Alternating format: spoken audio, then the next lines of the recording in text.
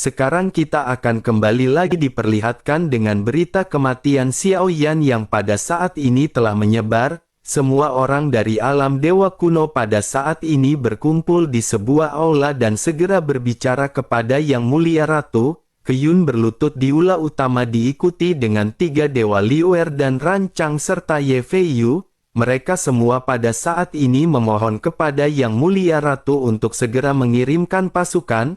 Bagaimana mungkin mereka hanya berdiam diri dan tidak membalaskan dendam dari saudara mereka? Semua orang pada saat ini memandang serius ke arah Yang Mulia Ratu yang duduk dengan tenang. Sementara itu Yang Mulia Ratu pada saat ini segera mulai berbicara dengan suara yang dalam. Yang Mulia Ratu pada saat ini berkata, apakah mereka tahu bahwa begitu perang pecah dengan mansion surgawi seluruh dunia Sensi akan berada dalam bahaya kehancuran? Selain itu Xiao Yan juga adalah reinkarnasi dari Yang Mulia. Xiao Yan bukanlah Yang Mulia dan orang yang bisa melindungi dunia Sensi. Mereka semua sudah lama mati. Sebaiknya mereka semua pada saat ini jangan lagi banyak berbicara dan biarkan semua pengaturan berjalan dengan semestinya. Setelah selesai berbicara Yang Mulia Ratu pun segera melambaikan tangannya dan memerintahkan semua orang untuk pergi. Kekuatan yang kuat dan ganas pada saat ini terpancar dari Yang Mulia Ratu membuat semua orang hanya bisa terdiam. Pada akhirnya mereka semua hanya bisa mundur dan keluar dari aula. Sementara itu di mansion surgawi pada saat ini 10 Raja Roh sedang berkumpul. Sesosok juga pada saat ini segera memberikan laporan kepada semua Raja Roh. Sosoknya mengatakan bahwa mereka telah mencari kemana-mana dan tidak ada mayat dari Xiao Yan. Mungkinkah sinar nirwana ini terlalu kuat hingga pada akhirnya meledakkan Xiao Yan menjadi abu? Menanggapi hal tersebut Tian Xun pun segera berkata bahwa hal itu tidak mungkin.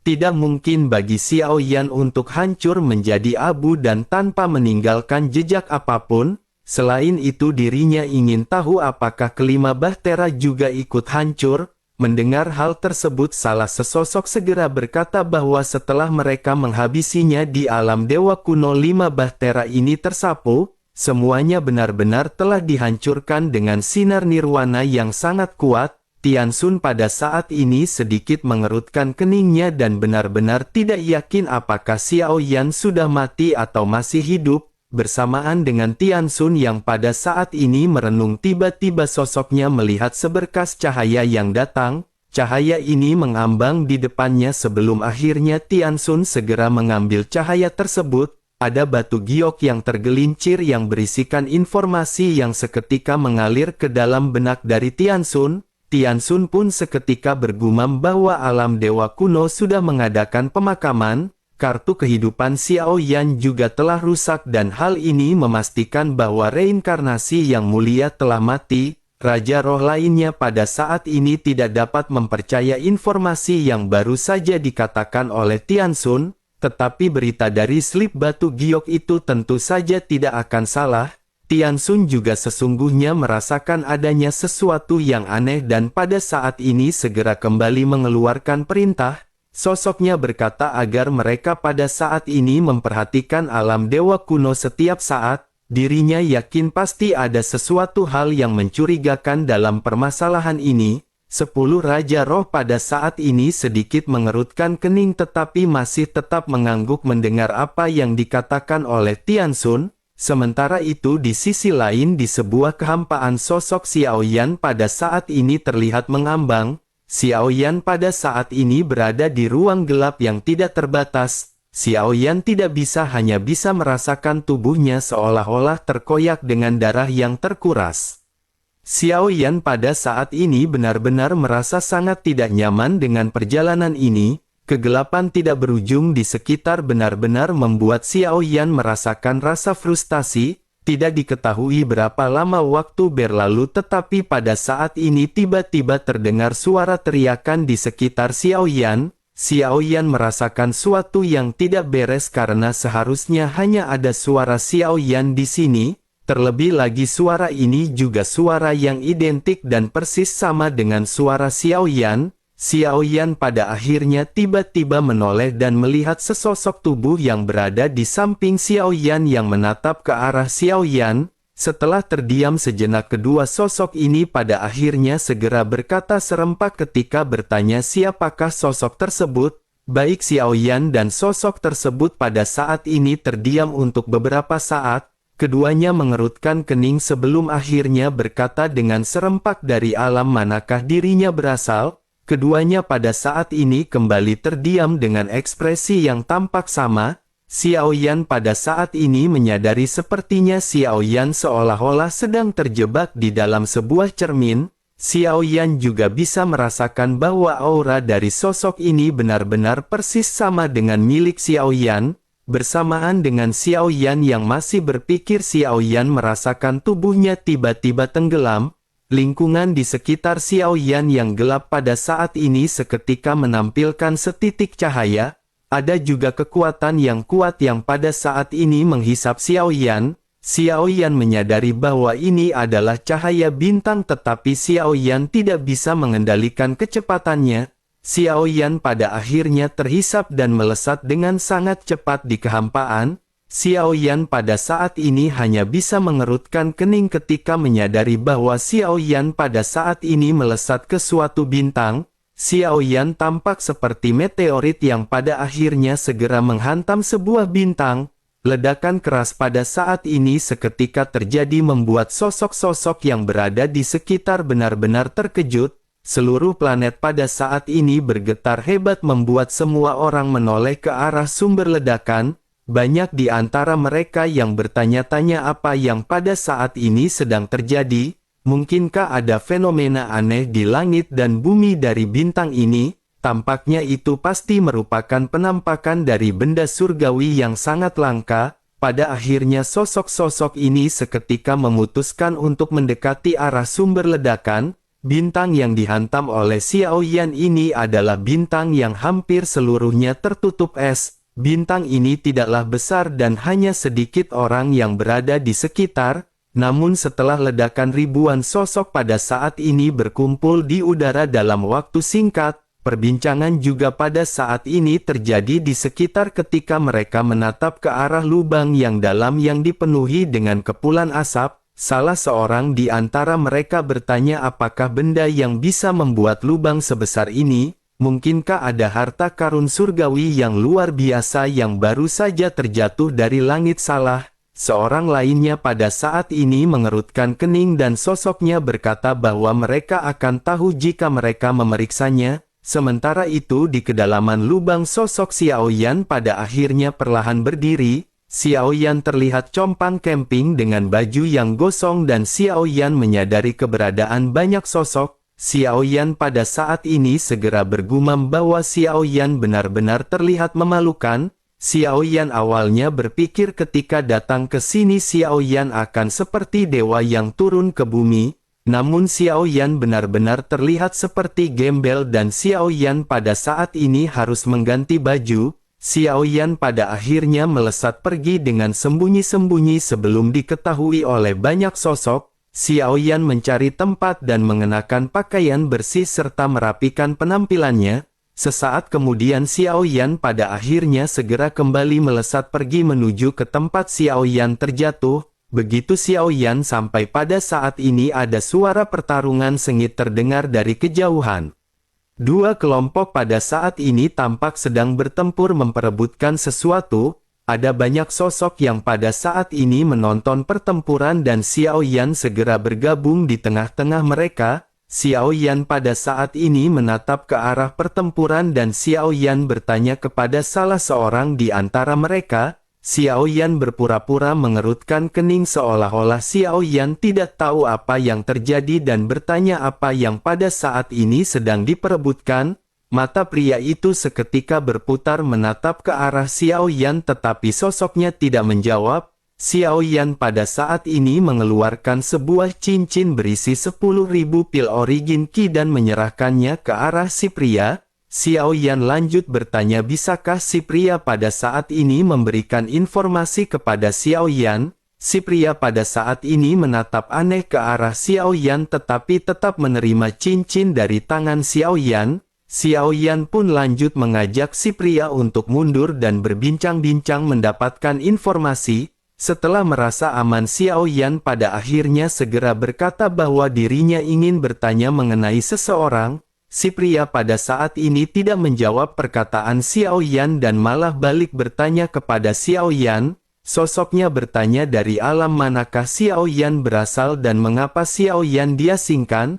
Xiao Yan pada saat ini sedikit mengerutkan kening dan Xiao Yan tidak ingin membahas lebih banyak mengenai apa yang Xiao Yan tidak perlukan. Xiao Yan kembali memberikan 20.000 origin ki ke arah si pria. Xiao Yan lanjut berkata bahwa dia pada saat ini tidak ingin banyak basa-basi. Xiao Yan ingin tahu apakah saudara mengenali sosok yang bernama Chen Xuanyian. Pria itu pun seketika memandang ke arah Xiao Yan dengan waspada sebelum akhirnya berkata bahwa nama permaisuri begitu tabu.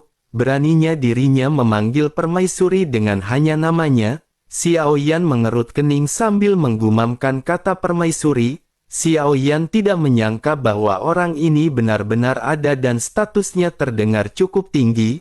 Bersamaan dengan hal tersebut, Xiao Yan pada saat ini merasakan tekanan yang sangat kuat menyapu dari langit. Mata Xiao Yan tiba-tiba menyusut, tetapi semua orang di sekitar sepertinya tidak menyadari hal ini. Pada akhirnya ledakan seketika terjadi dengan telapak tangan raksasa yang berukuran ratusan meter yang meluncur ke bawah. Semua sosok yang pada saat ini sedang melakukan pertempuran seketika tertembak mundur. Banyak benturan seketika terjadi dengan sosok-sosok yang pada saat ini memuntahkan seteguk besar darah. Mereka seketika menatap ke arah langit dan seketika benar-benar terkejut.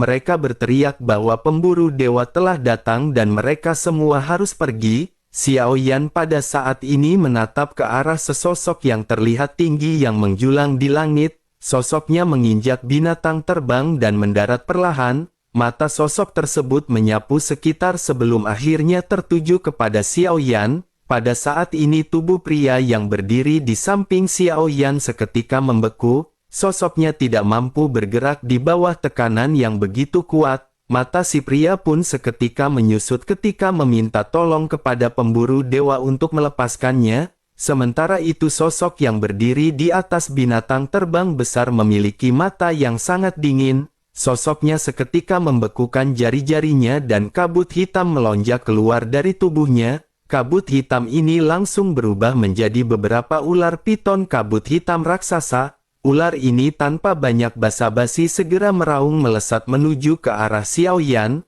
Wajah pria yang berada di samping Xiao Yan pun seketika pucat ketika memandangi ular piton kabut hitam yang melesat.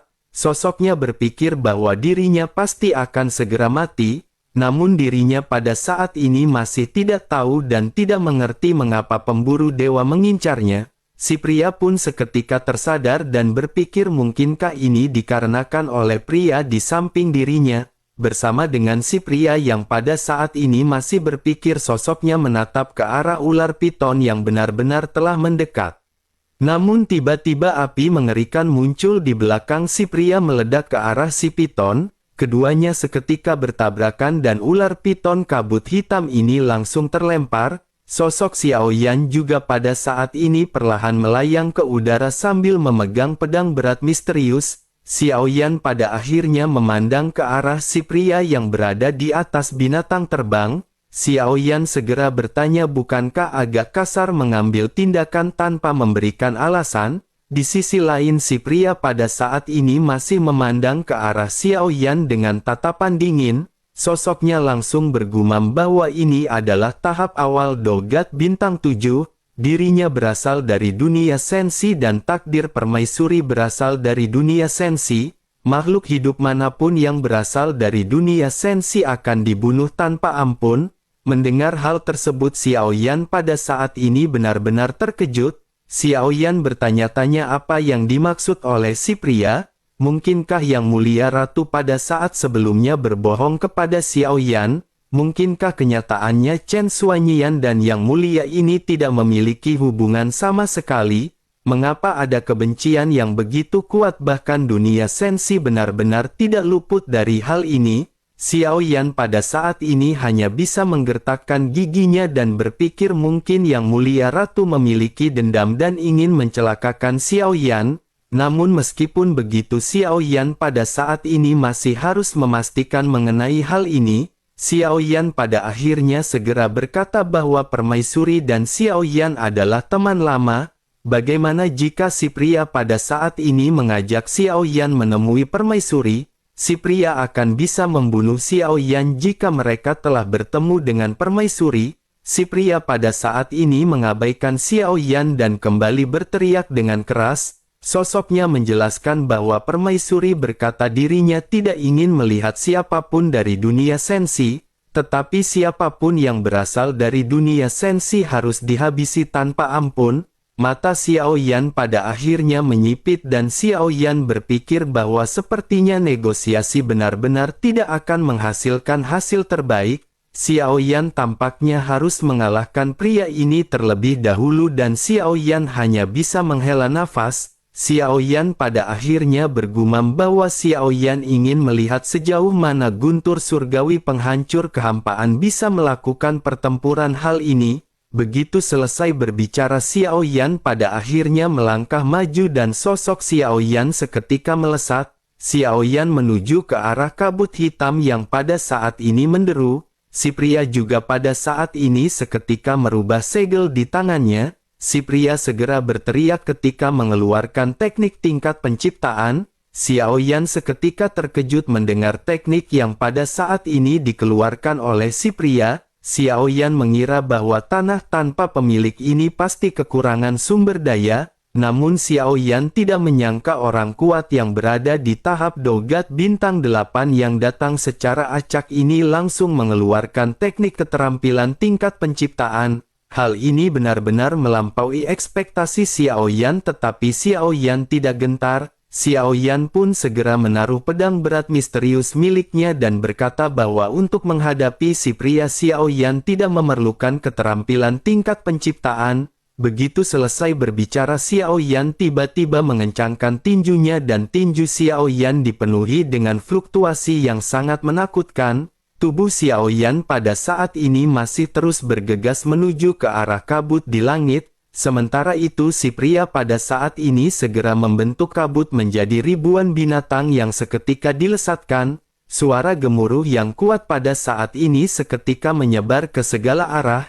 Sementara itu Xiao Yan pada saat ini melesatkan tinjunya dan ketika keduanya berhadapan seluruh binatang yang terbentuk dari kabut pada saat ini benar-benar runtuh di bawah pukulan Xiao Yan. Si pria juga pada saat ini mengerutkan kening karena dirinya tidak menyangka bahwa teknik penciptaannya benar-benar akan runtuh dalam sekejap mata oleh tinju Xiao Yan.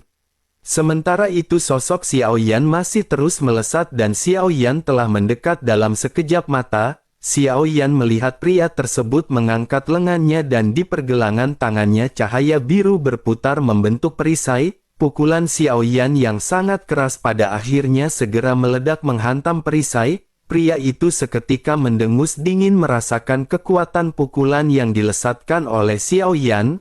Namun sesaat kemudian kekuatan liar benar-benar menyebar menuju ke arah perisai. Beberapa guntur hitam pada saat ini segera melesat menuju ke arah si pria. Suara ledakan pada akhirnya segera terjadi dengan perisai yang hancur dan beberapa lubang berdarah meledak di tubuh si pria. Si pria pada saat ini terlempar mundur sejauh ratusan meter sebelum akhirnya berhasil menstabilkan tubuhnya. Sementara itu Xiao Yan segera mendarat di atas binatang terbang. Binatang terbang itu pun tiba-tiba menjadi marah sementara Xiao Yan mengerutkan kening. Xiao Yan lanjut menginjakkan kakinya dengan keras membuat binatang terbang ini terkejut.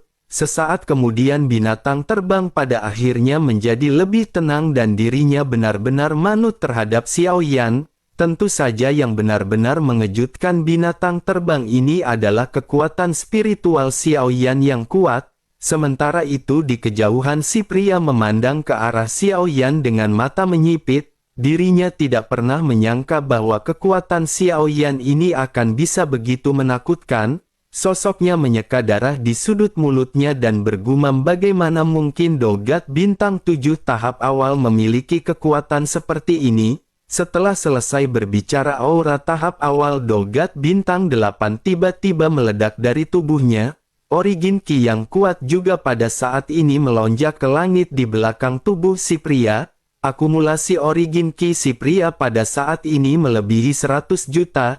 Cahaya dingin juga pada saat ini berkedip di matanya ketika dirinya mengambil langkah maju. Segel di tangannya juga pada saat ini seketika berubah dan Origin Ki yang agung seketika meledak dalam sekejap. Si pria pada saat ini berteriak ketika mengeluarkan teknik telapak tangan kabut iblis. Origin Ki di belakang si pria pada akhirnya berubah menjadi kabut hitam. Kabut ini menutupi langit dan tanah dan kabut hitam ini mengembun menjadi puluhan ribu telapak tangan raksasa. Tanpa penundaan lagi, telapak tangan raksasa ini segera dilesatkan ke arah Xiao Yan. Sementara itu Xiao Yan pada saat ini sedikit mengangkat alisnya. Xiao Yan pada saat ini sedikit terkejut karena ketika Xiao Yan baru saja datang, Xiao Yan benar-benar bertemu dengan orang kuat di tingkat Dogat bintang 8. Tampaknya dunia tanpa pemilik yang tidak memiliki energi ini tidak seperti apa yang terlihat.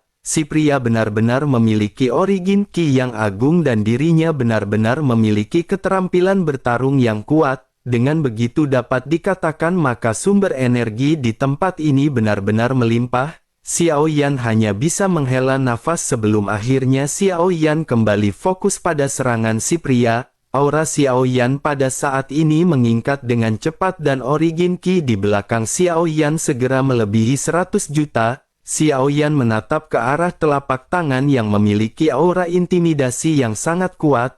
Namun meskipun begitu, dengan fondasi Origin Ki Xiao Yan saat ini ditambah lagi kekuatan fisik seorang Dogat bintang 8 benar-benar tidak akan menimbulkan ancaman sedikit pun kepada Xiao Yan. Pikiran Xiao Yan pada akhirnya bergerak dan guntur surgawi penghancur kehampaan seketika mengamuk. Meskipun lautan guntur Xiao Yan telah berkurang, tetapi pada saat ini Xiao Yan memiliki 18 urat guntur. Urat-urat guntur ini meledakkan kekuatan guntur yang sangat kuat ketika Xiao Yan mengepalkan tinjunya. Xiao Yan pun segera bergumam perlahan ketika Xiao Yan mengeluarkan teknik 1000 ilusi naga guntur penghancur.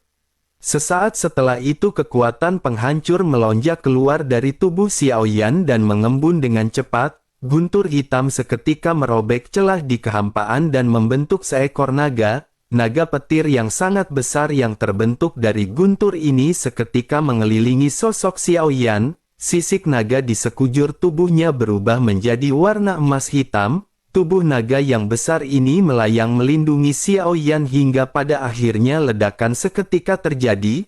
Ekor naga pada saat ini melesatkan kekuatan yang kuat membombardir ke arah kekuatan telapak tangan. Dalam sekejap mata pada saat ini banyak telapak tangan raksasa benar-benar langsung dihancurkan oleh serangan Xiao Yan. Pria itu pun tampak terkejut melihat Xiao Yan yang pada saat ini langsung menghancurkan semua serangannya. Sosoknya terlihat sangat tidak puas dan bergumam bahwa ini benar-benar tidak mungkin. Sementara itu di sisi lain Xiao Yan pada saat ini berkata perlahan dan berusaha meyakinkan si pria. Xiao Yan berkata bahwa Xiao Yan benar-benar teman lama dari permaisuri. Si pria bisa membawa menemui permaisuri dan dirinya akan tahu segalanya. Si pria pada saat ini hanya bisa terdiam menatap ke arah naga petir yang memancarkan tekanan mutlak. Si pria pada saat ini menggertakkan giginya dan sesaat kemudian manik-manik spiritual seketika muncul di tangannya. Si pria langsung menghancurkan manik-manik tersebut dan lubang cacing kecil muncul di belakangnya. Si pria pun lanjut berkata bahwa dirinya benar-benar telah meremehkan Xiao Yan. Tetapi Xiao Yan jangan khawatir karena dirinya tidak akan pernah lepas dari genggaman para pemburu dewa. Setelah selesai berbicara si pria pun seketika terlempar mundur masuk ke dalam lubang cacing. Xiao Yan pada saat ini menyipitkan matanya melihat sosok si pria yang menghilang dalam sekejap mata. Binatang terbang di kaki Xiao Yan juga pada saat ini tiba-tiba merintih merasa tidak berdaya setelah ditinggalkan oleh pemiliknya. Xiao Yan pun segera menepuk kepala binatang terbang tersebut dan berkata agar sosoknya jangan takut. Sebaiknya dirinya membawa Xiao Yan ke tempat permaisuri berada dan Xiao Yan tidak akan menyakitinya. Xiao Yan lanjut mengeluarkan ribuan pil origin Qi dan memberikannya kepada binatang terbang tersebut. Binatang terbang itu pun memiliki mata yang berbinar dan langsung menelan ribuan pil dari Xiao Yan. Sosoknya tampak terlihat puas dan Xiao Yan pada saat ini sedikit tersenyum. Xiao Yan lanjut berkata bahwa dirinya pada saat ini harus mengikuti permintaan Xiao Yan. Binatang terbang itu pun merintih 2 kali seolah-olah sosoknya mengerti dan terlihat sangat puas. Pada akhirnya binatang terbang itu segera menggerakkan tubuhnya dan terbang dengan sangat cepat. Xiao Yan pada saat ini terkejut merasakan kecepatan dari binatang terbang ini. Xiao Yan berpikir bahwa ini bukan lagi terbang melainkan teleportasi. Hanya saja jarak teleportasinya tidak terlalu jauh tetapi hal ini sudah cukup mencengangkan. Xiao Yan benar-benar merasa takjub dengan apa yang pada saat ini ditampilkan oleh binatang terbang tersebut. Di dalam perjalanan ini Xiao Yan melihat adanya banyak bintang baik yang hancur ataupun yang masih mulus. Xiao Yan terus-menerus mengamati lingkungan di sekitar dan setelah beberapa bulan perjalanan, kecepatan binatang terbang ini pada akhirnya perlahan-lahan melambat. Xiao Yan yang duduk di atas binatang terbang juga seketika melihat ke arah yang mereka tuju. Pada saat ini terdapat planet yang sangat besar yang berwarna-warni dan bersinar. Xiao Yan menyadari bahwa tampaknya tujuan dari binatang buas ini adalah planet tersebut. Di sekitar planet besar ini terdapat sekitar belasan asteroid yang mengorbit ke bintang utama. Planet ini juga memancarkan gelombang fluktuasi yang kuat dan dapat terlihat dengan jelas bahwa ada formasi yang tersusun di dalamnya.